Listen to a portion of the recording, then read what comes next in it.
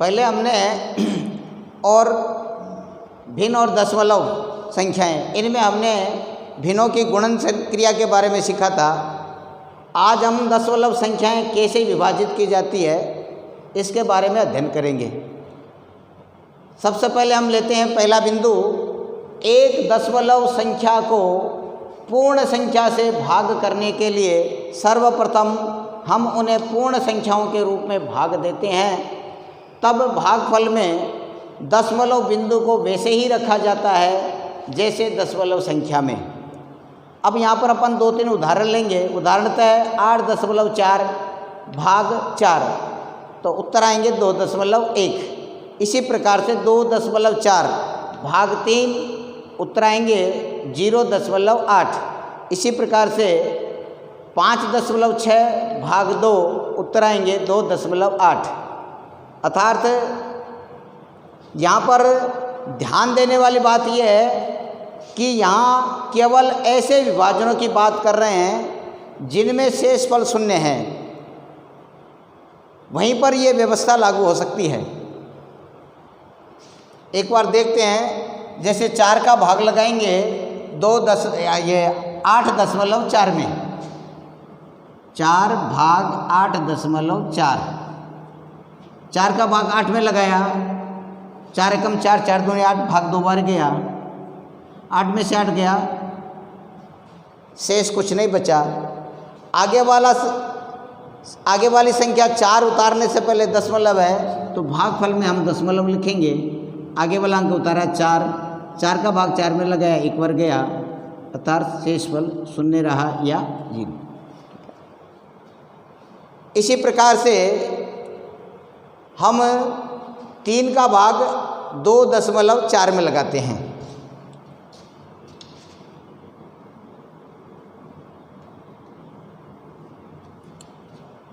तीन का भाग 2 में जाता नहीं। आगे वाली संख्या इसके साथ मिलाने से पहले यहाँ दशमलव है, इसलिए 3 का भाग 2 में जाता नहीं, तो हम भागफल के अंदर क्या लिखेंगे? 1 0। अब यह संख्या इसके साथ मिलाने से पहले दशमलव है, तो भागफल के अंदर भी क्या लिखेंगे अपन? दशमलव। अब यह संख्या पूर्ण संख्या हो गई 24। 3 का भाग 24 में लगाया, 3 अंठे 24, 24 में से 24 के कुछ नहीं बचा। अर्थात एक दशमलव संख्या को पूर्ण संख्या से भाग करने के लिए सर्वप्रथम हम उन्हें पूर्ण संख्याओं के रूप में भाग देते हैं। तब भागफल में दशमलव बिंदु को वैसे ही रखा जाता है जैसे दशमलव संख्या में। अर्थात यहाँ पर देखिए कि दशमलव संख्या में 1 अंक के बाद दशमलव है, तो भागफल के अंदर भी 1 अंक के बाद दशमलव है। अर्थात इन सब संख्याओं में समान रूप से और 1 अंक के बाद दशमलव आएगा उत्तरफल में। आगे चलते हैं।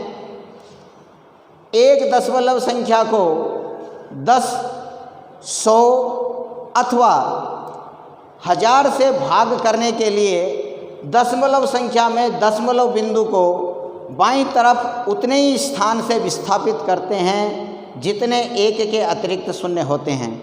अर्थात हम कह सकते हैं कि किसी दशमलव संख्या को या दशमलव संख्या में 10, 100 अथवा 1000 से भाग देते हैं, तब दशमलव संख्या के अंदर जो बिंदु है, दशमलव बिंदु है, उस बिंदु को और 1 के बाद जितने शून्य हैं उतने स्थान बाईं तरफ ले जाते हैं। जैसे यहाँ पर उदाहरणतः हम लेते हैं 23.9 भाग 10, अर्थात 10 के अंदर 1 शून्य है, तो यहाँ से दशमलव 1 स्थान बाईं तरफ विस्थापित होगा, या अपन कहेंगे कि इस दशमलव को 1 स्थान बाईं ओर ले जाएंगे।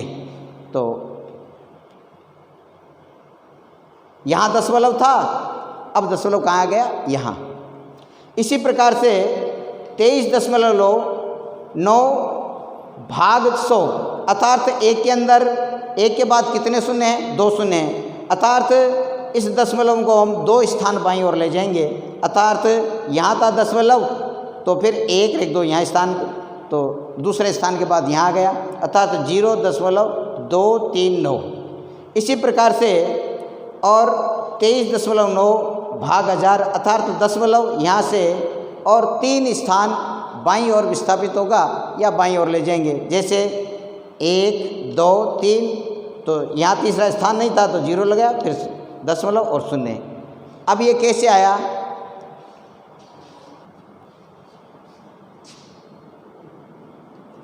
दस का भाग लगाएंगे 23.9। 10 का भाग 23 में लगाया, 10 से कम 10, 10 दूनी 20, बचे 3। 9 उतारने से पहले दशमलव है, इसलिए भागफल के अंदर दशमलव उतारा 9। 10 का भाग 39 में लगाया, 10 तियां 30, बचे 9। अब यहाँ भागफल के अंदर दशमलव लगा हुआ है तो हम शेषफल के आगे शून्य उतार सकते हैं। तो शून्य बने 90, 10 का भाग 90 में लगाया, 10 10 9 90, अर्थात शून्य। तो देखा हमने कि 10 का भाग लगाने से दशमलव एक स्थान बाईं ओर चला गया। इस प्रकार से 100 का भाग लगाएंगे तो दशमलव 2 स्थान और बाईं तरफ विस्थापित करेंगे या बाईं तरफ ले जाएंगे।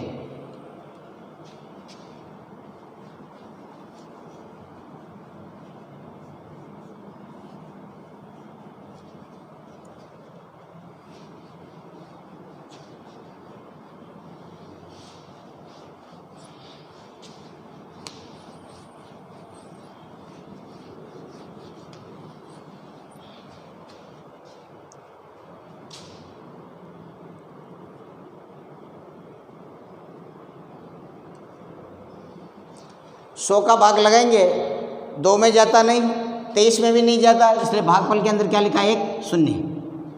फिर 9 इनके साथ मिलाने से पहले दशमलव है तो भागफल के अंदर लिखा दशमलव। अब 100 का भाग 239 में लगाए तो भाग गया 2 बारी, 100 एकम 100, 100 दूना 200, बचे 39। भागफल के अंदर दशमलव लिखा हुआ है, इसलिए अब आप यहाँ पर शून्य उतार सकते हैं। 100 एकम 100, 100 दूना 200, 100 तियां 300, शेष रहे 90, उतारा शून्य, 100 9 900। अर्थात हम कह सकते हैं कि 100 का भाग लगाने पर दशमलव अपने स्थान से 2 स्थान बाईं ओर विस्थापित करेंगे या 2 स्थान बाईं ओर ले जाएंगे। तो दशमलव यहाँ था और भागफल के अंदर दशमलव 2 स्थान बाईं ओर चला गया। इसी प्रकार से 1000 का भाग लगाने पर दशमलव और 3 स्थान बाईं ओर जाएगा। 2 दशमलव संख्याओं को भाग करते समय सर्वप्रथम हम दोनों संख्याओं में दशमलव बिंदु को दाईं तरफ समान स्थानों से विस्थापित करते हैं और तब भाग देते हैं। उदाहरणतः जैसे 2.4 भाग 0.2, अर्थात इसमें भी दशमलव को हम एक स्थान दाईं तरफ ले गए, इसमें भी हम दशमलव को एक स्थान दाईं तरफ लगे, अर्थात यहाँ संख्या 24 पूर्ण भाग 2 बराबर उत्तर 12। इसी प्रकार से 7.5 भाग 1.5 75 भाग 15 उत्तर 5। 1.25 भाग 2.5 बराबर दशमलव, इसमें भी एक स्थान दाईं तरफ ले जाएंगे, इसमें भी एक स्थान दाईं तरफ ले जाएंगे, अर्थात 12.5 भाग 25 बराबर 0.5। कैसे? इनमें जैसे ये तीसरा उदाहरण है, इसमें हमने दशमलव को एक एक स्थान दाईं ओर विस्थापित किया समान स्थानों से। फिर संख्या है 25 का भाग 12.5 में लगाना है। 25 का भाग 12 में जाता नहीं, इसलिए भागफल के अंदर शून्य है। फिर 5 मिलाने से पहले दशमलव है तो भागफल के अंदर क्या लिखेंगे? 1 दशमलव। फिर 25 का भाग 125 में लगाया तो 25 पंजे 125, 125 में से 125 घटाए, कुछ नहीं बचा, अर्थात शून्य। 3/5 के 5 तुल्य भिन्न लिखिए। हल 3/5 की पहली तुल्य भिन्न बराबर 3/5 बराबर 3 गुणा 2 बट्टे 5 गुणा 2, 3 दूनी 6, 5 दूनी 10, अर्थात 3/5 की जो पहली तुल्य भिन्न है वो 6/10। इसी प्रकार से 3/5 की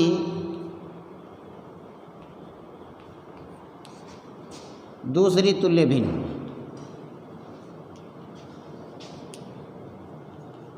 बराबर 3/5 बराबर 3 गुणा 3 बट्टे 5 गुणा 3 बराबर 3 तियाँ 9, 5 तियाँ 15। 3/5 की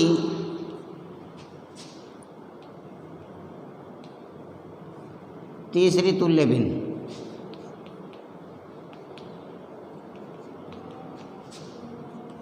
तीन बटे 5 बराबर 3 गुणा 4, 5 गुणा 4 बराबर 3 चौके 12, 5 चौके 20। 3/5 की चौथी तुल्य भिन्न बराबर 3/5, 3/5, 3 गुणा 5 और 5 गुणा 5 बराबर 3 पंजे 15, 5 पंजे 25। 3/5 की पांचवी तुल्य भिन्न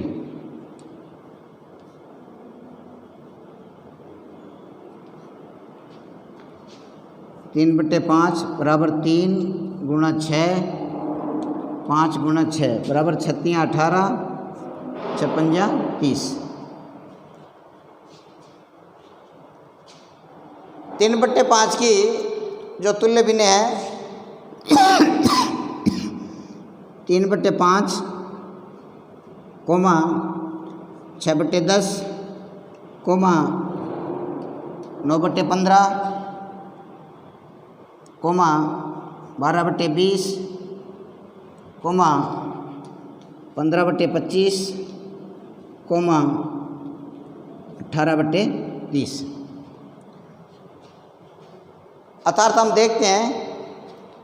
देखते हैं कि 3/5 की जो आगे की तुल्य भिन्न हैं वो 6/10, 9/15, 12/20, 15/25 और 18/30।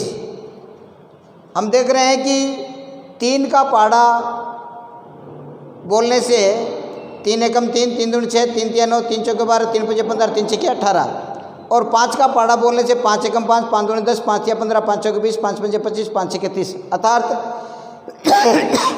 ऊपर वाली संख्या का पहाड़ा बोलने से और नीचे वाली संख्या का पहाड़ा बोलने से उस भिन्न की आगे की तुल्य भिन्न ज्ञात कर सकते हैं। उदाहरण नंबर 2, रमेश ने एक प्रश्नावली का 2/7 भाग हल किया जबकि सीमा ने उस प्रश्नावली का 4/5 हल किया। ज्ञात कीजिए कि दोनों में से किसने कम भाग हल किया। अब ये कम भाग किसने हल किया ये ज्ञात करने के लिए इन भिन्नों की अपने को तुलना करनी पड़ेगी। तुलना करने के लिए सबसे पहले हम इन भिन्नों को तुल्य भिन्नों के माध्यम से इनका समान हर बनाएंगे।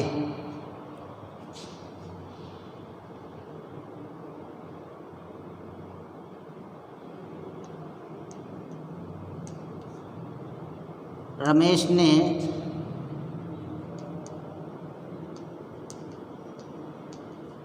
प्रश्नावली का भाग हल किया, बराबर 2/7।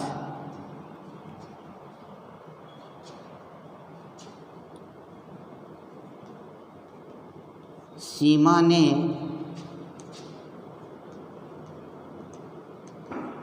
प्रश्नावली का भाग हल किया, बराबर 4/5। 2/7 की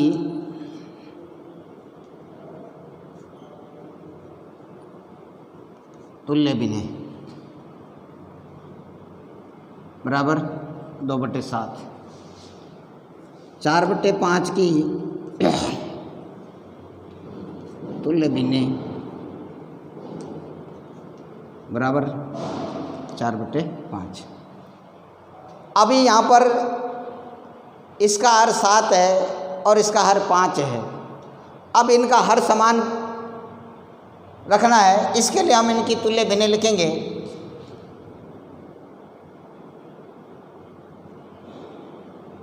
इसको बढ़ाया क्योंकि इसमें हर 7 है, इसमें हर 5 है, तो 4 दूनी 8 और 5 दूनी 10।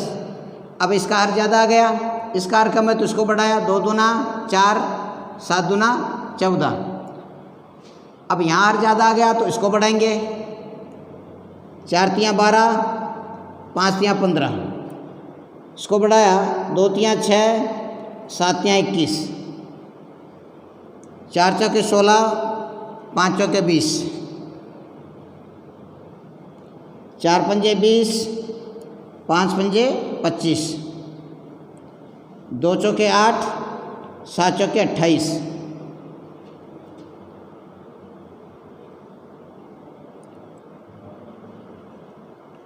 6 चौके 24, 6 पंजे 30, 2 पंजे 10, 7 पंजे 35,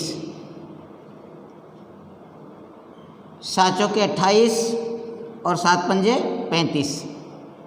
हमने देखा कि 10/35 और 28/35 अर्थात अब इन दोनों भिन्नों का हर समान है। हर समान आने पर हम ये ज्ञात कर सकते हैं कि कौन सी भिन्न बड़ी है और कौन सी भिन्न छोटी है। अर्थात हमने और पहले सीखा था कि समान हर वाली भिन्नों में जिस भिन्न का अंश बड़ा होगा वह भिन्न बड़ी होगी और जिस भिन्न का अंश छोटा होगा वह भिन्न छोटी होगी। तो हमने देखा कि रमेश ने प्रश्नावली का 2/7 भाग किया। इसकी जो हम तुल्य भिन्न बनाते हैं तो समान हर वाली भिन्न प्राप्त होती है 10/35। और इसी प्रकार से सीमा ने प्रश्नावली का जो भाग हल किया है वह है 4/5 और इसकी जो समान हर वाली तुल्य भिन्न बनाए तो वो भिन्न प्राप्त होती है हमें 28/35। अर्थात 10 और 28 इनमें से 28 बड़ी है, इसलिए सीमा ने और प्रश्नावली का अधिक भाग हल किया। अतः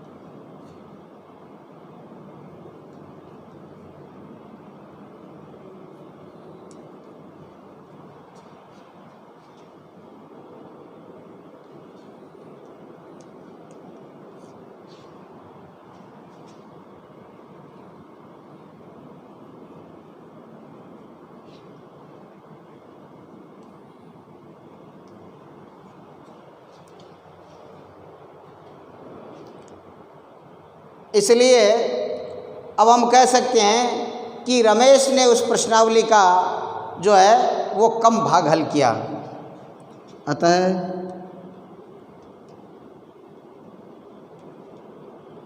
रमेश ने